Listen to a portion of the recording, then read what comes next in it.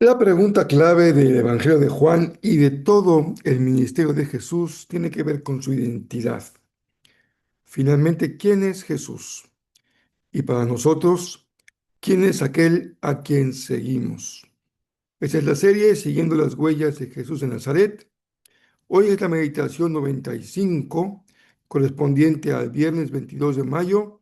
Y nuestro texto es Juan 7, 14 a 36, y también leeremos Malaquías capítulo 3, versículo 1. Yo soy Rafael Pola y todos son muy bienvenidos.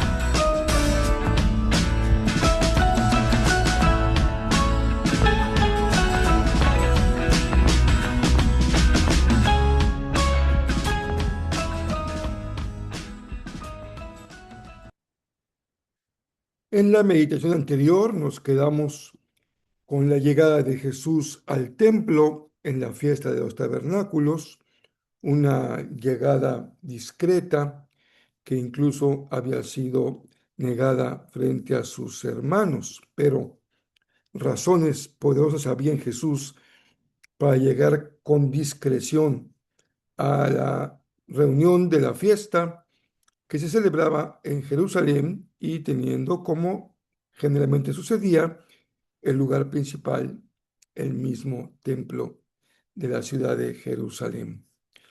Estamos en nuestra serie siguiendo las huellas de Jesús de Nazaret. Todos sean muy bienvenidos. Estamos leyendo los cuatro evangelios.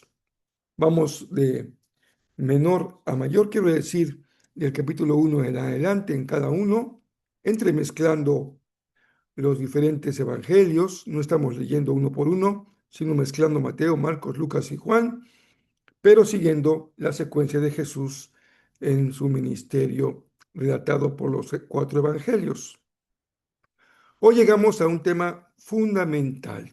Vamos, como dicen los músicos, increciendo y estamos en una cúspide ahora del evangelio. Una pregunta clave respecto a quién es Jesús. Es una pregunta que de manera muy clara se plantea en el evangelio de Juan, que tiene como propósito mostrarnos con claridad la identidad mesiánica de Jesús y su divinidad. Pero vamos al texto, es un texto un poquito más largo que lo común. Lo leeremos con cuidado para ir entendiendo bien lo que dice la palabra de Dios. Entonces, en la mitad de la fiesta, se refiere a los tabernáculos, Jesús subió al templo y comenzó a enseñar. Una vez más, ya en el templo, Jesús retoma su papel, su rol como maestro. Los presentes quedaron maravillados al oírlo. Se preguntaban, ¿cómo es que sabe tanto sin haber estudiado? No se nos dice de qué enseñaba Jesús, solamente que enseñaba. Verso 16. Así que Jesús les dijo, mi mensaje no es mío, sino que proviene de Dios quien me envió. Todo el que quiera hacer la voluntad de Dios sabrá si lo que enseño proviene de Dios o solo hablo por mi propia cuenta. Los que hablan por su propia cuenta buscan su propia gloria, pero el que busca honrar a quien lo envió, habla con la verdad, no con mentiras. Moisés les dio la ley, pero ninguno de ustedes la cumple. De hecho, tratan de matarme, violando así la ley. Verso 20. Estás endemoniado, respondió la multitud. ¿Quién trata de matarte? Jesús contestó.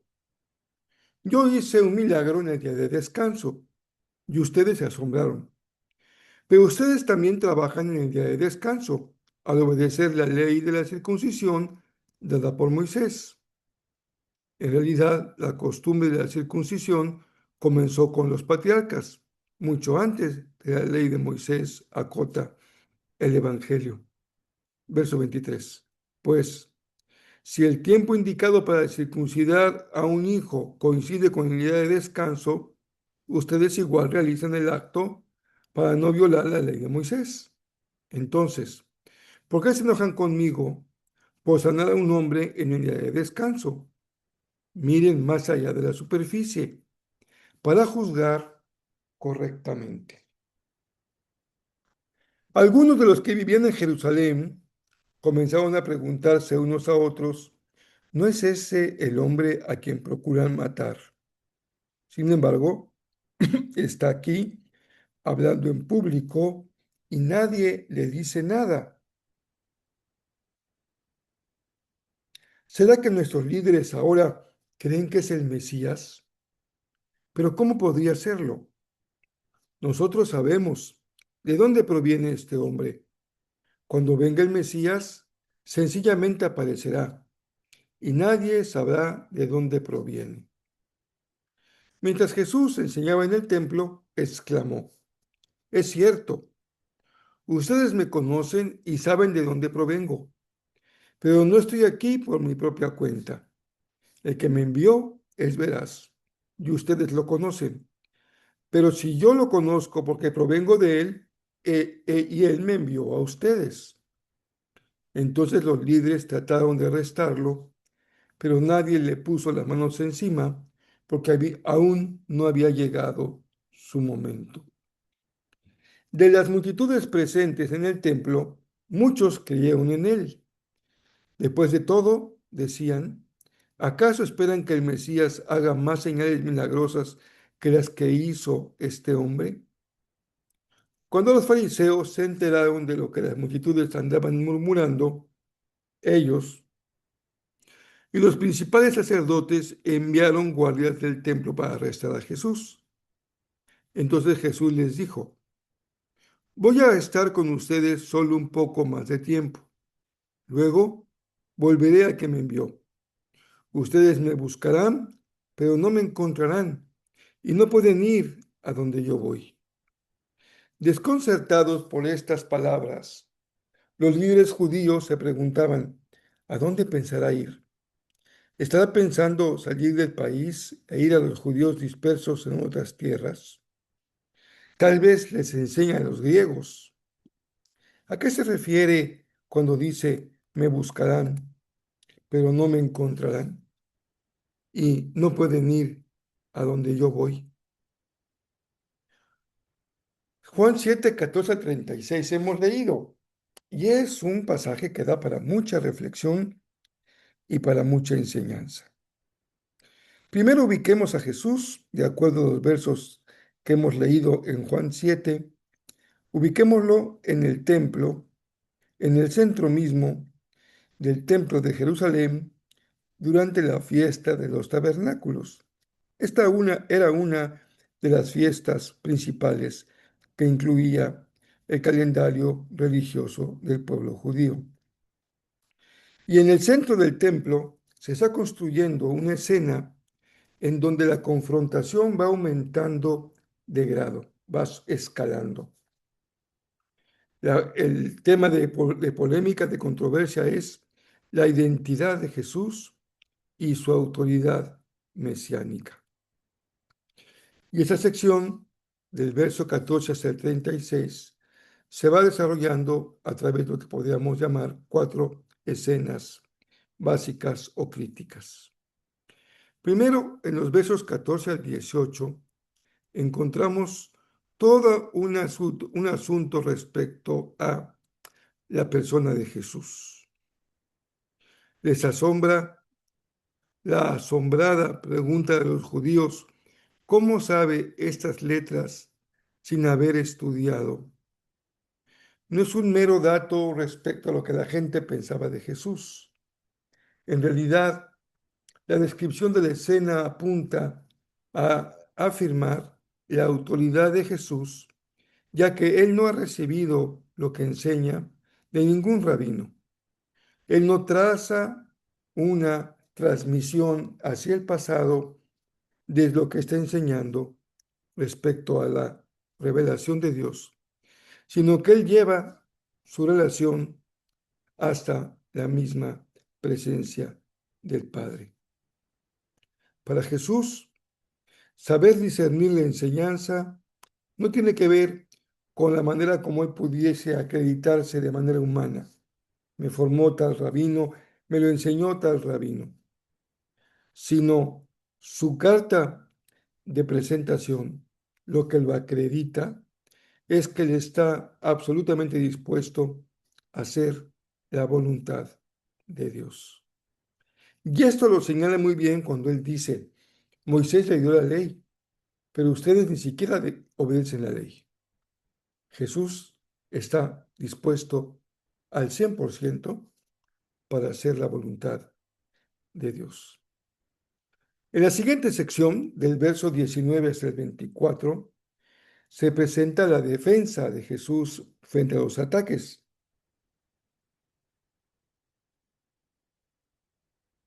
Los temas no son solamente propios de este pasaje. Los temas tienen que ver con toda una serie de controversias que ha tenido Jesús durante su ministerio. En este caso, dice Jesús, ustedes me han atacado o me quieren matar porque se hizo todo un escándalo de aquella vez cuando yo sané a un hombre enfermo en un día de reposo. Pero ustedes también incumplen la ley porque realizan el acto de la circuncisión, que es un trabajo, de acuerdo a la misma ley, el día sábado en que se debe de observar la ley. Pero los coloca como en un círculo vicioso, en un callejón sin salida, porque está diciendo, cumpliendo con la ley, están transgrediendo la ley. Con mayor razón, dice Jesús, si ustedes por un acto que no es tan importante transgreden la ley, imagínense si yo, con un bien superior, que es restaurar a un hombre a su condición de salud, no voy a infringir ese mandamiento del descanso obligatorio. Jesús no está diciendo que él violó la ley. Lo que en realidad dice es, y lo hemos visto ya en otras meditaciones, que es en realidad cumplir el propósito más profundo de la ley. Hoy diríamos que algunos privilegian la letra de la ley y otros privilegian el espíritu de la ley. Jesús dice, yo estoy dando prioridad al espíritu de la ley, que es bendecir al ser humano. De los versos 25 al 31 es nuestra tercera escena. Y aquí el texto echa mano de una popular corriente apocalíptica en el tiempo de Jesús, que afirmaba que el Mesías no vendría de manera pública y conocida, sino que se mantendría oculto hasta que se manifestara de forma repentina. Pero Jesús le da un cambio a esta perspectiva, incluyendo algo que Juan suele usar, que es la ironía. Los interlocutores de Jesús creen que conocen al maestro porque conocen su origen, su lugar de residencia, a sus padres, pero desconocen que en realidad el único origen que realmente importa no es el biológico, sino el que él tiene, el vínculo perfecto con el Padre Celestial. Por eso, ustedes recordarán cuando Jesús ya un adolescente, un niño, entrando en la pubertad, estando en el templo, le contesta a sus padres, en los negocios de mi Padre me conviene estar. Lo único que importa en términos de Jesús, para poder entender su identidad, su naturaleza, es su vínculo perfecto con el Padre Celestial. En la parte final del párrafo, los versos 32 al 36, se da a conocer por qué es que los judíos no entienden a Jesús. Y Juan echa mano de esta falta de entendimiento de los que están en controversia con Jesús como un recurso literario para comunicar un propósito mayor.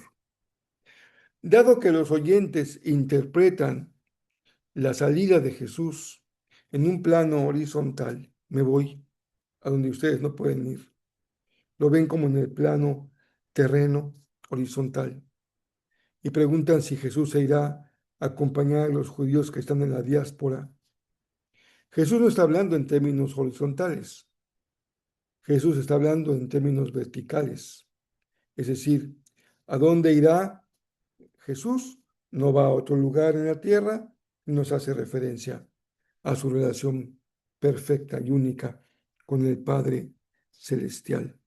Por eso es que ellos no pueden ir ahí donde Él va a ir, porque por el rechazo que tienen del Maestro, ellos mismos se han cerrado el camino hacia el Padre. Aquí encontramos tres ejes principales que nos indican cómo es que Jesús está cumpliendo su tarea y su misión. Primero, Jesús cumple su misión en una obediencia irrestricta a la voluntad del Padre. Y amados hermanos, la Iglesia vive en esta misma dimensión.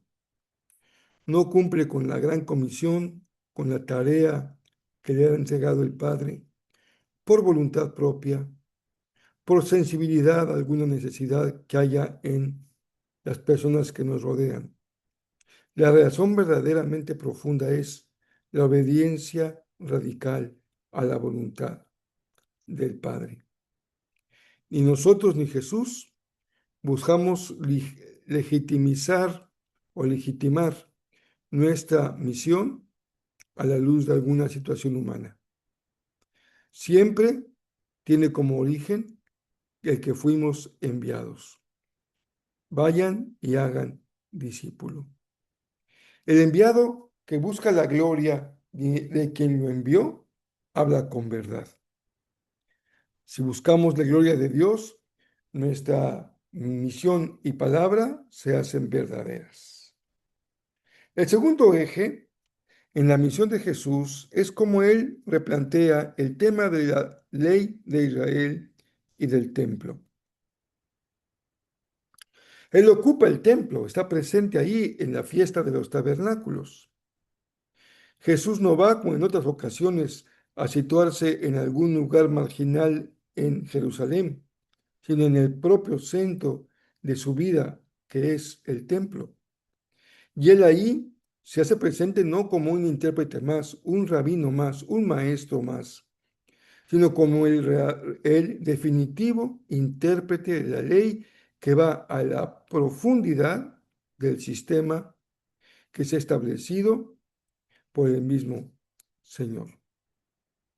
El cisma que se provoca ahí, la discusión, la división, la separación, no resulta en un fracaso, sino en el efecto que hace presente, que con su presencia se hace que se manifieste, porque frente a Jesús es inevitable que las personas tomen una posición. Y esto hace que su presencia en el templo les lleve a definir quién es Jesús para ellos. El tercer juicio o elemento crítico de este pasaje tiene que ver con la hora. El hecho de que nadie lo pueda arrestar es porque su hora aún no ha llegado. La dimensión temporal de la misión de Jesús no es una respuesta a las condiciones humanas, sino que está determinada por la voluntad soberana del Padre.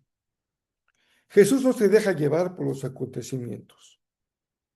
Él va caminando hacia la cruz con plena conciencia, en libertad, asumiendo su destino desde el centro mismo de su corazón. De todo este pasaje, podemos desprender una enseñanza para nosotros hoy. La autoridad genuina espiritual no se acredita desde abajo, sino desde arriba. La autoridad es dada por Dios. Quien sirve al Señor no recibe la autoridad del grupo al que está ministrando, sino la recibe de Dios mismo. Ese es un principio básico que sintoniza toda la posibilidad de comprender cómo obra el Señor. Solo quien está orientado a hacer la voluntad de Dios, dice el maestro, puede reconocer dónde está la verdad. Fíjense qué interesante. Hablábamos en uno de estos días respecto a la importancia de la verdad. Y el único que puede conocer la verdad, de acuerdo a lo que hemos aprendido hoy, es el que está orientado a hacer la voluntad de Dios. La misión, cuando se vive en fidelidad, siempre también produce división, a favor, en contra. La revelación misma no busca un conflicto, pero obliga a que tomemos decisiones existenciales. No puede haber la posición del observador neutral frente a Jesús. No se puede eludir la llamada de Jesús. Se puede decir no, pero Dios espera que se diga sí. Es la única respuesta válida que corresponde al propósito eterno de Dios de darnos vida y vida en abundancia. Malaquías 3:1 nos recuerda lo que el profeta mismo ha dicho algunos siglos antes. Miren, yo envío a mi mensajero y él preparará el camino delante de mí. Entonces el Señor al que ustedes buscan vendrá de repente a su templo.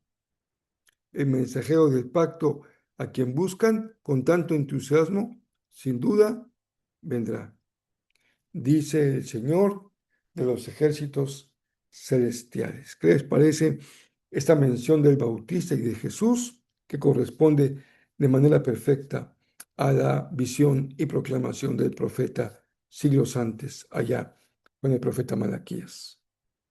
Bien, vamos a una frase memorable de un gran pensador, de un gran y respetado teólogo de nuestro tiempo.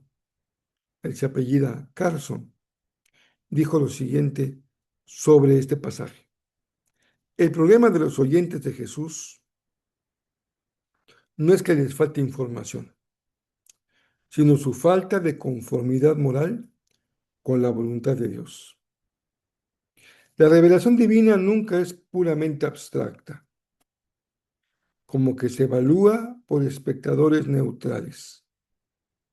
La revelación divina se dirige siempre a la voluntad, para que tu voluntad sea conforme a la voluntad del Padre Celestial. Una gran polémica en el templo, un cisma, un punto crítico.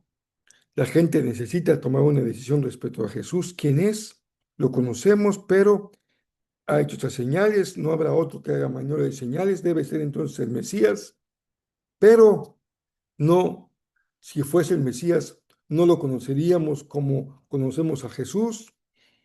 Y todo esto Jesús lo va poco a poco clarificando para llegar a una enseñanza fundamental. Si tu corazón está sintonizado con la voluntad del Padre, entenderás sin duda quién es Jesús y podrás invitarlo a que Él cumpla su tarea en tu propia vida.